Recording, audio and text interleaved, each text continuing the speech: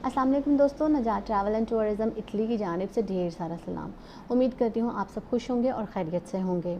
आज की हमारी वीडियो जो है वो जर्मनी और इटली की जो काविशें हैं लसबूस के हवाले से, उसको लेते हुए हम आपके सामने हाज़िर हुए हैं। अगर आप हमारे चैनल नजात ट्रैवल एंड टूरिज़्म इटली पर नए हैं तो हमारे चैनल को सब्सक्राइब कर लें और बेल आइकन को दबा दें, क्योंकि ऐसी ही खबरें लेकर हम आपके सामने हाज़िर होते रहते हैं। जी, जर्मन चांसलर एंजेला मर्केल ने कहा है कि जो लोग लेस्बोस के इलाके में फैले हुए हैं और फंसे हुए हैं, वहाँ पे आफात आने की वजह से उनको जो है वो जर्मन बुलाया जाए और उनके लिए बॉर्डर्स जो हैं वो ओपन किया जाए।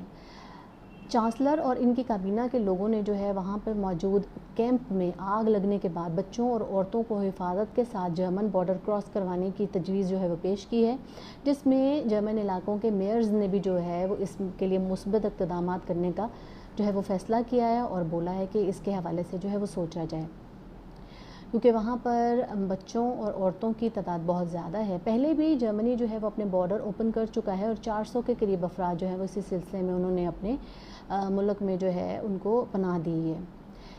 जर्मन की तरफ से इटली पे जो है वो ऐसे अफराद के लिए, इन अफराद के लिए जो है वो अपने बॉर्डर खोलने की तजावीज़ जो है वो पेश कर रहा है और उसके बारे में सोच रहा है।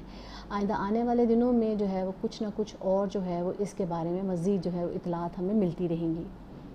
हमारे चैनल नजात ट्रैवल एंड टूर्स पर ऐसी ही खबरों से बाखबर रहने के लिए इसको लाइक और शेयर करें, हमारी हौसला अफजाई करें।